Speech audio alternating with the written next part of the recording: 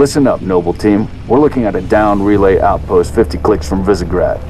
We're gonna introduce ourselves to whoever took it out, and then Kat's gonna get it back online. Get me under the hood, Commander. Sir, why would rebels want to cut off reach from the rest of the colonies? You get a chance, maybe you can ask him, George. Commander, we just lost our signal with HQ. Backup channels? Searching. Nada. Can't say what's jamming us.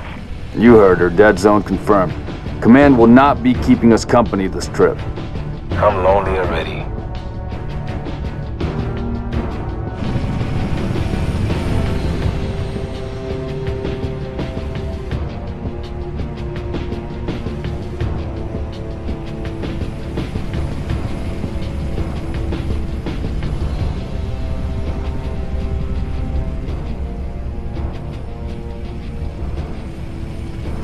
Shoot down attempts are likely, so keep your distance.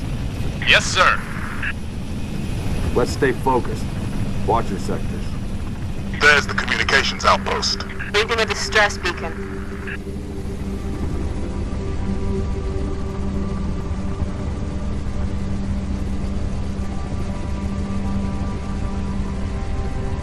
Could be the missing troopers. Let's check it out. Put us down on the bluff.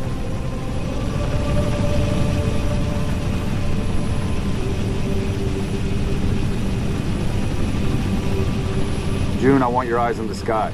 Sir.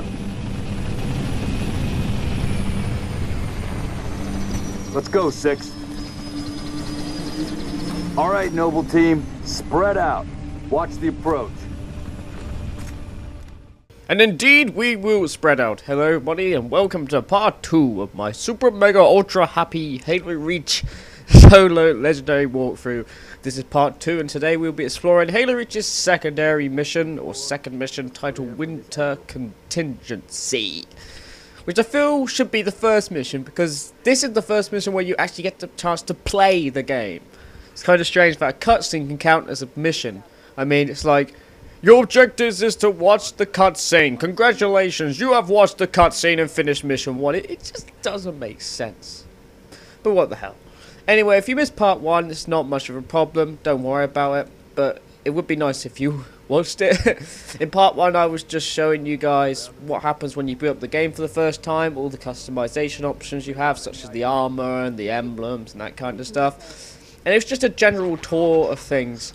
I also introduced myself, what I'm about, what kind of videos I make, that sort of thing. So, if you are interested in knowing about my background a little bit, instead of watching my commentaries and all that, then please watch part 1, because it gives you quite a nice brief on what I'm about. And the link is in the description, by the way. But there is one thing I missed out in that part of the walkthrough, and that is this walkthrough is a first playthrough as well. So if I go in the wrong direction or backtrack and miss something, for example, such as a health pack, then I'm sorry, but I make sure that in this walkthrough I'll drive you through and give you some insight on how to win. So let's get on with this part, shall we? So if you just saw those ostrich looking things running past, those are called Moa. I was so tempted to kill those bastards. But me and my friends did a little mini game once in 4-player co-op on this mission, and it's who can kill the Moa first. So it's like, get the Moa, get the Moa. It's quite funny. Oh, wind turbines, quite nice, quite nice. I really like the art style of this game, it's pretty awesome. So yeah, here's the section where I kind of lost track of where I was going. It was very dark on my TV screen. I couldn't see where I was going, so I was like, do I go here, or here, or where do I go? And I'm like, oh, that's where I go. You don't have to jump over that thing, by the way. I just did it because, well, it was the only thing I could see, the railing anyway. So here you have George and Emil confront these civilians, or farmers, as one of my friends said. And there's Emil looking like a badass. So they're just telling their situation. The Covenant have invaded, and there's a little boy who's peeking out. I don't know why he's doing that. But the graphics on these civilians don't look that great. But oh well, at least the rest of the game looks pretty fantastic. Especially George. Look at that. He's a beast. So this level is not that interesting or hard. you'll basically face off against jackals and grunts most of the time with a couple of elites. The elites can be a bit of a pain as they take quite a lot of shots, especially with the assault rifle, but you'll see I come up with a little bit of a tactic to take down those guys.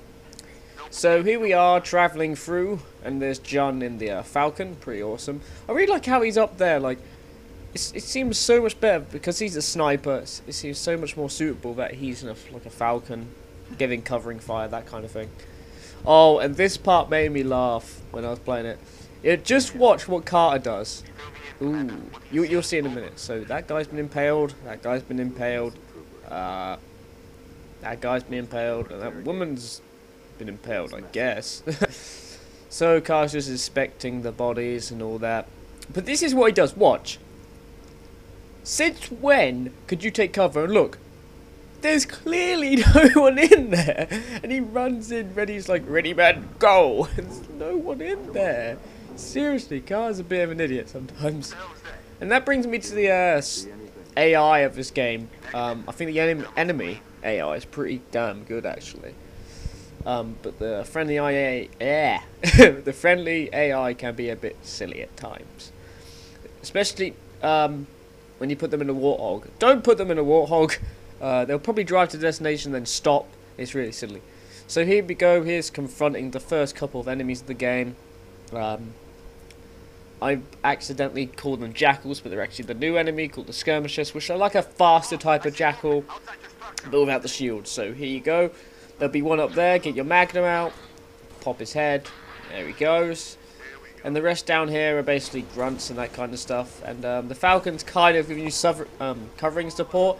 The weird thing is about this game that I find is that if there's your allies giving you covering support, they don't really kill the enemies, really. They leave you to it, which I guess is fine. It's in quite a lot of games, but you know, it just seems a bit odd. It's like their bullets, oh, we can do 90% of the damage, but we can't kill them. That gun got owned. Oh, there's a fuel tank there. You might have seen it. You can shoot it a couple of times, and it'll probably blow up. I'm not quite sure. And what you just saw there was a grunt explode, like his backpack thing. You've got to be careful with that, because there's been many a times in this walkthrough, especially in the missions, where I've died from that. Like I'm on really low health, and you know, they just blow up. So be careful of that. And here you have some skirmishers. They've got needlers and plasma pistols. I'll just take cover above these stairs, throw a grenade in there, might kill a couple, and then just pick them off as they come along. The pistol is fantastic in this game, or the magnum as some people call it. And if you see this kind of haystack spiral thing, and whoa, that skirmisher can jump. Or leap. So, I'll throw a grenade down there, and I'll show you in just a moment. After I kill that grunt. Yeah, so here's the haystack. This is pretty good cover actually for getting the enemies on the left side. I'm afraid though, if you're going to get them on the right side, you'll probably have to go out a little bit and do this. Gonna get his head. Come on. Yeah, got ya. So this mission, as I said, isn't very difficult and all that, and that's kind of similar with all the other Halo games. Many games in the first-person perspective. Oh, Banshees. Sorry, I'm getting distracted. So, I thought I might as well compare this mission with Halo 1 and Halo 2 and Halo 3. And not ODSTs, I don't really give a crap about ODSTs. I finished that game in like 4 hours.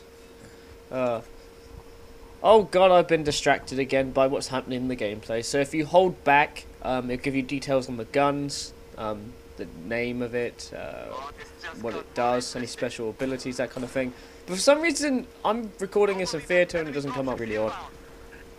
So as I was saying, I think it'd be good if I just quickly compared this level, the beginning of this level, Winter Contingency, with the other levels in the Halo series, apart from ODST. Because ODST is basically Spanish back. So, in documentaries and forums and stuff like that, Bungie wanted the beginning of this level, or this level in particular, to feel a lot like Halo 1. To go back to its roots, you know, the massive landscapes and facing off against people, that kind of thing. And I know that Halo 1's first level was in a base, but I'm talking pretty much about the second level. When you first land on Halo in the dropship and everyone dies, if anyone remembers that. You're the only guy left in the ship. So, I guess it succeeds on that in the massive landscapes, but I don't think this level is just as fun, really. I mean, when I first played Halo 1, and obviously it's going to be a completely different experience compared to this and Halo 1, because when I played Halo 1 it was like nothing I've ever played before. You know, one of the first-person shooters on a console, dual analog control, but this just seems like a redefined version. And Halo Reach succeeds in the whole environment thing, but when I got on Halo on the first time on Halo 1, and I saw a dropship come down, I was like, what's going to happen? I don't know what's going to happen, that kind of stuff. And this moment scared me. Wait for it, wait. Peekaboo! And I was like, what the fuck? So there you go, there's the skirmisher. And that scared the crap out of me. Imagine a skirmisher coming up to you in real life and just like, oh hi, and you're like, fuck! That quite scared me a bit when I first played this. So, I just don't think Halo Reach's mission, when the contingency, is as good as the Halo mission when you're on Halo for the first time. With Halo 2, I think Halo Reach's mission is better. When you go on Earth, I believe. I can't remember the second mission of Halo 2, but whatever it is, not the one in the space station, but whatever one that is, I think Halo Reach is better than that. But I think Halo 3's Sierra 117 level, the first level, is better than Reach's, to be honest. I think that is probably the second best kind of introductory level in the Halo series. It's just a really fun level. I remember just keep going back to Sierra 117, just playing it. I love the look of it. This level kind of looks depressing and foggy, which I guess fits into the feel of the game. And I guess that's why also people have kind of been driven away by Reach, is because it's a lot grittier and a darker story, that kind of thing. And the Halo 3, sorry, was a lot more colourful in that. And there's some more power! So yeah, to take down these elites, I basically get a plasma repeater. Take down the shields or plasma pistol, it works the same. And finish them off with assault rifle, so nothing too hard really. The gameplay basically speaks for itself. Alright, this is basically the end of part 2. I'm sorry if I got carried away, but in the end, Halo Reach's mission is probably the third best in the series. So I hope to see you in part 3. That's when we'll get into the driving aspect for the first time in a civilian vehicle, because you can drive civilian vehicles in this game. Woo! They're pretty effective actually, but I don't use it to its full potential in this mission.